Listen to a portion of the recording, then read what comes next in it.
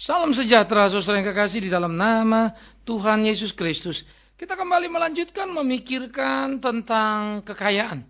Bagaimanapun kekayaan menjadi sesuatu yang dicita-citakan oleh tiap orang. Sehingga tiap orang sangat bergairah ketika membicarakan kekayaan. Sehingga tiap orang sangat berambisi untuk mendapatkan kekayaan. Nah, ini kita mesti menjadi satu pemikiran yang penting supaya kita berhati-hati di dalam seluruh kehidupan kita. Sehingga kita betul-betul bisa memahami kebenaran-kebenaran yang utuh dari Alkitab. Sehingga kita betul-betul bisa menyadari betapa pentingnya kebenaran di dalam hidup kita. Sehingga kita tidak terjebak pada kekayaan kosong yang seringkali kita andalkan. Mazmur nomor 49, Mazmur nomor 49 ayat 1 sampai ayat yang ke-10 akan menjadi pokok pikiran kita pada kesempatan ini. Mazmur 49 kita akan pikirkan ayat pertama dan seterusnya. Kebahagiaan yang sia-sia untuk pemimpin biduan dari Bani Korah, Mazmur. Dengarlah hai bangsa-bangsa sekalian, pasanglah telinga hai semua penduduk dunia. Baik yang hina maupun yang mulia, baik yang kaya maupun yang miskin bersama-sama. Mulutku akan mengucapkan hikmat dan yang direnungkan hatiku ialah pengertian. Aku akan menyedengkan telingaku kepada amsal, akan mengutarakan peribahasaku dengan bermain kecapi. Mengapa aku takut pada hari-hari celaka? Pada waktu aku dikepung oleh kejahatan pengejar-pengejarku. Mereka yang percaya akan harta bendanya dan memegahkan diri dengan banyaknya kekayaan mereka. Tidak seorang pun dapat membebaskan dirinya atau memberikan tebusan kepada Allah ganti nyawanya. Karena terlalu mahal harga pembebasan nyawanya dan tidak memadai untuk selama-lamanya. Supaya ia tetap hidup untuk seterusnya dan tidak melihat lubang kubur. Saudaraku, kalau kita membaca bagian ini menjadi satu bagian yang penting. Apalagi ayat 11 dikatakan, sungguh akan dilihatnya orang-orang yang mempunyai hikmat mati. Orang-orang bodoh dan dungu pun binasa bersama-sama dan meninggalkan harta benda mereka untuk orang lain. Pemazmur mengungkapkan betapa pengandalan akan kekayaan menjadi sebuah kesia-siaan. Betapa pengandalan akan kekayaan hanya berakhir pada satu ujung kehidupan. Betul, tidak pernah kekayaan bisa menambah umur kita. Betul bukan? Kekayaan tidak bisa pernah untuk membuat kita aman dalam hidup kita. Kita bisa saja membeli alat keamanan, bahkan menyewa petugas keamanan. Tetapi masalah aman adalah masalah batin, bukan saja sekedar fisik kita. Ketakutan, keresahan, mana bisa kita hilangkan dengan uang ketika menyoal kepada persoalan-persoalan dalam batinia kita. Nah, karena itulah, saudara yang kekasih, perlu ada satu kehati-hatian dalam hidup supaya kita tidak terjebak dalam kesalahan. Nah, kalau begitu, apakah kemudian kekayaan tidak perlu? Ingat, kita sudah berbicara kekayaan dari Tuhan. Bukan kekayaan tidak perlu. Tetapi yang kita harus menemukan adalah untuk apa sebetulnya kekayaan. Nah, mari kita perhatikan satu persatu. Kekayaan harus kita sadari. Kekayaan adalah alat dan bukan tujuan. Jadi perhatikan, kekayaan adalah alat dan bukan tujuan. Nah, kalau kekayaan adalah alat, berarti alat untuk apa? Nah, ini pertanyaannya bukan. Karena dia bukan tujuan. Saya tidak hidup untuk kaya. Tapi saya bisa memakai kekayaan saya untuk hidup saya. Sehingga hidup saya itu menjadi hidup yang berkemenangan. Hidup yang memuliakan Tuhan. Nah, itulah kekayaan. Sehingga kekayaan itu saya pakai menjadi alat dalam rangka melakukan apa yang Tuhan mau. Menjadi alat dalam rangka menjalankan perintah-perintah Tuhan di kehidupan saya. Dia menjadi alat untuk menolong orang. Bukan seperti yang diungkapkan oleh pemazmur. Bagaimana dikatakan dia dikejar-kejar, ya, dikepung. Dan mereka-mereka yang mengepung itu ternyata adalah mereka-mereka yang amat sangat pongah karena mereka punya harta benda. Mereka memegahkan diri karena banyaknya kekayaan mereka. Tapi ternyata liang kubur, hanya itu akhir hidup mereka. Mereka tidak pernah bisa membebaskan diri. Mereka tidak pernah bisa memberikan apapun kepada Allah ganti nyawa mereka. Maka si pemazmur merasa tenang. Di dalam percaya sama Tuhan, Tuhan menjaga, melindungi, menyertai dia. Tetapi mereka-mereka yang mengandalkan kekayaan tidak mendapatkan apa-apa. Karena itu, jangan sampai kekayaan kita jadikan tujuan pencapaian. Tetapi kekayaanlah alat yang kita pakai. Kita pakai untuk apa tadi? Melakukan ketetapan-ketetapan Tuhan. Apa yang Tuhan mau? Oh, Tuhan mau saya tolong orang miskin. Tolonglah. Oh, Tuhan mau saya memberdayakan orang yang lainnya. Berdayakanlah. Oh, Tuhan mau saya memakai uang untuk menciptakan kesejahteraan, keserasian, dan keindahan dalam kehidupan. Lakukanlah. Indah bukan? Nah, jadi dalam bagian-bagian itulah sebetulnya kita dituntut oleh Tuhan untuk melakukan apa yang harus kita lakukan dalam kehidupan kita. Tetapi bukan bagaimana kita menghidupi dan sekadar mencukupi apa yang menjadi selera dan gairah kita. Itu salah. Karena itu, saudara-saudaraku yang kekasih, saudaraku yang dikasihi oleh Tuhan Yesus Kristus, mari kita camkan, mari kita pikirkan betapa tiap pergumulan, pertarungan dalam kehidupan kita seharusnya kita mainkan seturut dengan kehendak Allah kita. Sehingga kekayaan yang diberikannya kita jadikan alat bukan tujuan tadi. Untuk memuliakan nama Tuhan. Nah, saudara coba mulai pikirkan. Bagaimana saudara memakai kekayaan itu? Jadi kekayaan bukan dosa. Tapi untuk apa? Namun sebaliknya, saudara tidak boleh memakai kekayaan menjadi alat untuk menindas. Karena itu berarti menjadikan hartamu sebagai alat menindas itu berarti saudara sudah menuhankan diri. Sehingga saudara berpikir saudara jadi hebat karena saudara punya segala-galanya, punya apa saja, dan kemudian dari punya segala-galanya dan punya apa saja, saudara ingin menggapai apa yang saudara ingin gapai, dan saudara yakin bisa menggapai apapun, maka saudara akan mengalami kekacauan di sana. Saudara akan mengalami kepedihan, kesedihan yang tidak terbilang, yang tidak akan pernah kunjung usai. Karena itu, ini perlu sebuah keseriusan di dalam kehidupan. Hati-hati. Jadi kekayaan harus jadi alat memuliakan Tuhan. Tetapi awas loh, kekayaan tidak boleh menjadi alat untuk menindas orang. Karena itu tidak sesuai dengan ketetapan Tuhan. Nah, ini penting untuk kita perhatikan, saudaraku yang kekasih. Kekayaan adalah alat, tetapi bukan ukuran harga diri kita. Nah, yang ketiga ini menjadi poin yang memang seringkali kita terjebak di dalam hidup kita. Sehingga uang itu atau harta itu menjadi ukuran dari harga diri kita. Wah, dia orang kaya harus dihormati. Sehingga seringkali orang menghormati orang kaya tetapi cenderung menghina terhadap orang miskin. Itu adalah sebuah kejahatan. Menghormati orang-orang yang punya kedudukan tapi kemudian menindas mereka-mereka yang hanya orang biasa saja. Itu kengerian. Kita tidak boleh melakukan hal-hal seperti itu di dalam kehidupan kita, saudaraku. Jangan pernah membuat kekayaanmu menjadi harga dirimu. Dan juga jangan menghormati orang karena kekayaannya. Tapi hormatilah orang karena kualitas hidupnya, karena kebenaran yang ada pada dirinya.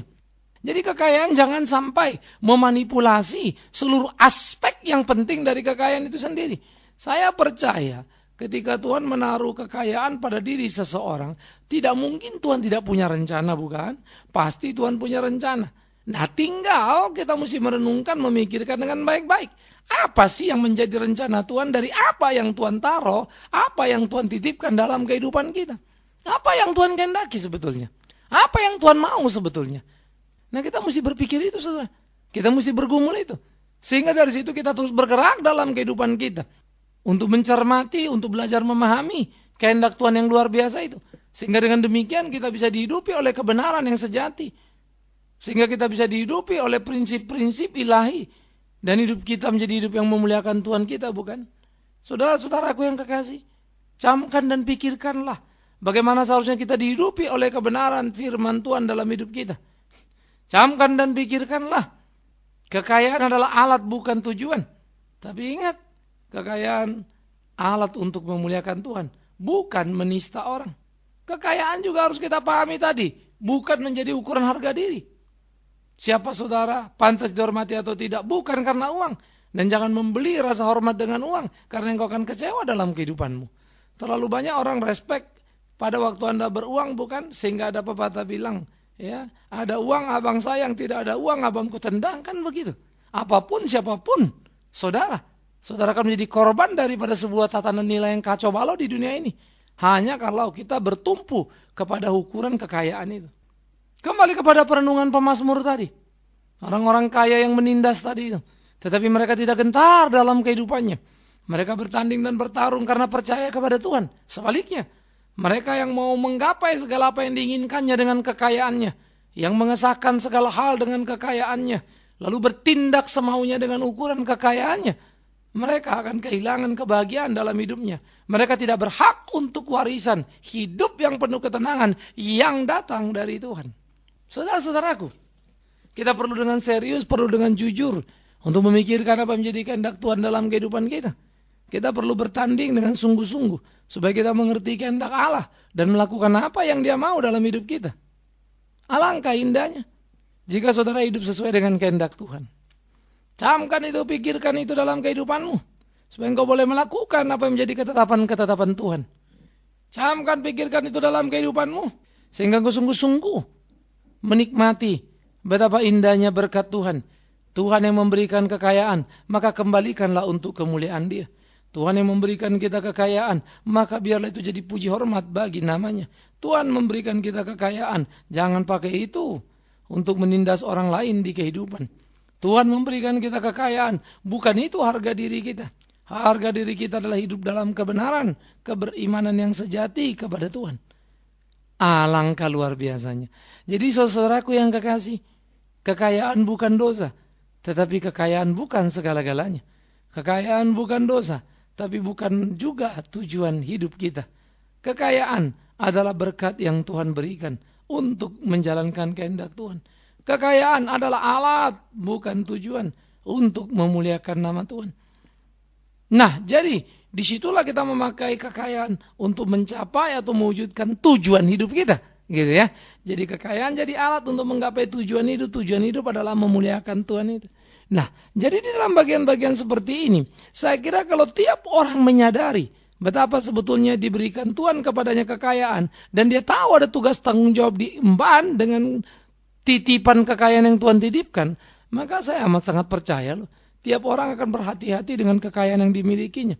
Tiap orang akan memikirkan tiap tindakan langkah yang akan diambilnya. Tiap orang tidak akan pernah sembarangan untuk melakukan apa yang menjadi kehendak Tuhan. Sehingga tiap orang akan memperhitungkan tiap tindakan yang mereka lakukan. Dan tiap tindakan yang mereka lakukan akan menjadi berkat yang sangat indah, yang luar biasa dalam hidup ini. Alangkah indahnya. Nah, saudara-saudara, disinilah kita perlu untuk elegan di dalam bersikap, seimbang dalam bersikap. Ada orang yang benci dan menganggap kekayaan dosa. Miskin itu yang penting, tapi ada menganggap miskin itu dosa. Kaya itu yang penting, dua sama salahnya. Maka ingat, kaya miskin adalah berkat Tuhan yang Tuhan taruh pada kita. Miskin dan kaya ini hanyalah ukuran-ukuran materi. Karena terlalu banyak orang di Alkitab yang disebut miskin tetapi kayanya luar biasa. Contohnya janda miskin, mampu memberi, betapa kayanya hidupnya. Dan kita mempunyai banyak contoh dalam Alkitab. Betapa banyak orang-orang kaya melayani Tuhan secara luar biasa. Tapi jangan lupa, orang miskin pun berkarya secara hebat dan tercatat di Alkitab. Jadi setiap kali orang mengiming-iming supaya semua orang jadi kaya saja, itu saya kira menjadi sebuah pembodohan yang mengerikan. Ini harus ulang berulang saya ingatkan. Karena itulah, mari kita melakukan, menyikapi dengan benar terhadap harta kekayaan kita. Harta kekayaan kita adalah alat, bukan tujuan. Jadi kalau saudara kerja misalnya, saudara tidak kerja cari uang. Saudara kerja untuk memuliakan Tuhan. Tapi karena saudara kerja memuliakan Tuhan, saudara kerja benar, saudara kerja baik, saudara kerja jujur. Saudara rajin kerja keras, saudara tahan banting, tidak cengeng. Maka orang yang rajin, jujur, pintar, kerja keras, tahan banting, tidak cengeng. Bukankah mereka akan menjadi pemenang dalam hidupnya? Puji Tuhan. Bukankah mereka orang-orang yang luar biasa yang akan bertanding dalam pertandingan hidup dan memenangkannya? Semoga Anda dan saya adalah itu. Karena itu, jangan takut dengan kekayaan, tapi jangan jadi budak kekayaan. Tapi perlakukan kekayaan itu sebagai alat, bukan tujuan. Seperti saudara kerja bukan cari uang, tapi memuliakan Tuhan. Bahwa Tuhan akan berikan rezeki kepada kita. Upah karena keringat kita. Ia punya banyak cara untuk mengirimkan rezeki pada kita. Sehingga soal rumah, soal mobil, tabungan, urusan kecil. Kalau memang Tuhan mau kasih pasti ada. Tapi jangan mencuri karenanya. Jangan korupsi karenanya. Apalagi kalau kemudian kita memperjualbelikan Alkitab, memperjualbelikan kebenaran, memotivasi orang supaya mengumpulkan uang padahal pundi-pundi kita yang bertambah. Jangan. Ya, Tuhan akan menamparmu. Tuhan akan menghukummu. Tapi bagus kalau Tuhan menamparmu selagi kau masih hidup. Tapi yang celaka, Tuhan biarkan kau memanipulasinya untuk kepentingan dirimu. Dan Tuhan tidak pernah menegurmu di hidup ini. Tapi nanti di kematian.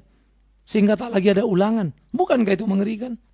Hati-hatilah. Nah jadi saudaraku yang kekasih, kekayaan sebagai alat yang harus kita perbudak dalam hidup kita. Memerlukan sebuah kedewasaan menyikapi kekayaan itu sendiri. Jadi Anda mesti punya sikap yang dewasa, yang matang gitu ya. Jadi orang-orang bilang istilah apa? Jangan kekanak-kanakan, istilah orkabe. Orang kaya baru. Yang kayanya dia saja yang paling kaya di kolong langit ini. Yang lain-lainnya sepertinya orang-orang yang tidak ada apa-apanya lagi. Nah itu ironis. Orang-orang yang terjebak, terperangkap. Dan berpikir dia yang paling hebat di dalam hidupnya. Itu ironis. Jangan sampai seperti itu. Jangan ada di situ. Hati-hatilah. Nah oleh karena itu saudaraku yang kekasih, menjadi bagian-bagian penting dalam kehidupan kita. Bagaimana kita bergumul dan mempertaruhkan seluruh apa yang ada untuk kemuliaan Tuhan. Bagaimana kita memakai seluruh kemampuan pada diri kita. Kemampuan untuk bekerja. Sehingga dengan kemampuan yang ada itu, kita berkarya secara luar biasa. Maka tiap orang Kristen seharusnya terpicu untuk bertanding dalam hidup ini. Menggapai cita-cita tertinggi bukan untuk memperkaya diri. Tapi mencapai cita-cita tertinggi untuk memuliakan Tuhan. Di sana Tuhan akan menitipkan, sekali lagi menitipkan kekayaan kepada kita. Puji Tuhan. Tetapi ingat, itu bukan tujuan. Nah, seringkali memang waktu tahap awal ya, kita kumpulin kekayaan, semuanya masih murni dari Tuhan, oleh Tuhan, untuk Tuhan, kembali kemuliaan Tuhan, kan gitu. Karena masih sedikit, tambahnya. Celakanya kita tambah sayang dengan kekayaan. Nah, celakanya kita makin lihat kekayaan, memeluk kekayaan. Akhirnya apa? Kita membuat kekayaan adalah diri kita. Lama-lama, malah lewat kekayaan aja menjadi Tuhan kita. Kekayaan menjadi dewa kita, kekayaan menjadi pemerintah kita. Alangkah ironisnya. Hati-hatilah. Karena kalau pada titik itu yang terjadi, amat sangat menggelisahkan kehidupan ini. Itu menjadi sebuah kengerian yang tak terbilang, menjadi bahaya yang mengancam, yang bisa menghancurkan gereja Tuhan. Jangan terjebak di sana. Nah jadi saudara yang kekasih, yang dikasihi oleh Tuhan Yesus Kristus, dimanapun saudara berada, saudara mesti memikirkan sungguh-sungguh satu pergumulan dalam kehidupan. Saudara mesti sungguh-sungguh melakukan apa yang menjadi kehendak Tuhan. Saudara mesti sungguh-sungguh hidup dalam kebenaran. Hanya dengan demikianlah sebetulnya hidup kita akan menyenangkan hatinya. Kita akan bisa melakukan apa yang menjadi kehendak Allah kita. Ini perlu. Nah oleh karena itu, ini menjadi bagian-bagian serius yang perlu untuk kita pikirkan. Kita garap dalam hidup kita, dalam hari-hari kita. Sehingga hidup kita sungguh-sungguh memuliakan nama Dia. Jadi, hitunglah berapa kekayaanmu. Bukan untuk menghitung berapa kuatnya kau. Hitunglah berapa kekayaanmu. Untuk mengukur apakah kau bersyukur kepada Tuhanmu. Karena terlalu banyak orang menghitung kekayaannya, lalu menghitung-hitung masa depannya. Dan dia berkata, masa depanku, anak-anakku terjamin semuanya. Tapi berapa orang yang berkata, yang menghitung hari-harinya, lalu mengatakan dalam dirinya, dalam hidupnya, ya Tuhanku, ini yang aku punya di hidupku. Ku persembahkan untuk kemuliaan nama-Mu. Terima kasih, karena semua memang datang daripadamu. Indah sekali ya. Oleh karena itulah saudara yang kekasih di dalam nama Tuhan Yesus Kristus. Ingat, kekayaan itu alat dan bukan tujuan. Jangan sampai kekayaan memperbudakmu. Apalagi kekayaan kemudian membuat suami istri terpisah. Atas nama kekayaan, perebutan warisan, putus hubungan kakak dan adik, saudara bersaudara. Ironis. Bahkan kemudian baku pukul dan baku bunuh. Waduh, lebih ngeri lagi. Hidup kita, nyawa kita tidak bisa dibeli dengan apapun. Tidak ada sebuah kekayaan di kolong langit ini yang bisa membeli nyawa seorang manusia. Tidak ada bisa kekayaan di kolong langit ini yang bisa membeli kebahagiaan. Oh, kita bisa cipta gini gitu. Ya, Anda cuma bisa menciptakan fenomenanya. Anda hanya bisa menciptakan kekosongan-kekosongan di dalamnya. Tapi Anda tidak akan pernah menemukan kesejatian maknanya. Karena itu camkan, pikirkan, berhati-hatilah, jangan sampai salah. Biarlah Tuhan menolong kita, memberkati kita, menyertai kita. Sehingga terus meneguhkan dalam diri kita satu kesadaran yang penuh. Kekayaan adalah alat, bukan tujuan kehidupan. Kekayaan, alat kita hidup melayani Tuhan. Bukan tujuan supaya tampak kita dimuliakan. Anda salah. Hati-hatilah. Tapi tujuan hidup kita adalah memuliakan Tuhan dengan kekayaan yang Dia titipkan dalam hidup kita. Tuhan memberkati saudara, Tuhan memberkati saya. Amin. Mari kita berdoa. Tuhan, kami bersyukur, kami berterima kasih kalau kami diingatkan kembali akan kebenaran-Mu, supaya kami hidup seturut dengan kehendak-Mu, memuliakan nama-Mu, dan hidup kami menyenangkan hati-Mu. Terima kasih ya Tuhan, tolong tuntun pimpin kami dalam hidup ini, supaya tiap langkah kami seturut dengan kehendak Tuhan, dan seluruh harta benda kami yang kami miliki, kami diingatkan, itu punya Tuhan, yang harus dikembalikan untuk kemuliaan nama Tuhan. Karena itulah, kami serahkan hidup kami terus dibentuk oleh-Mu ya Bapa. Di dalam nama Tuhan Yesus Kristus kami berdoa. Amin.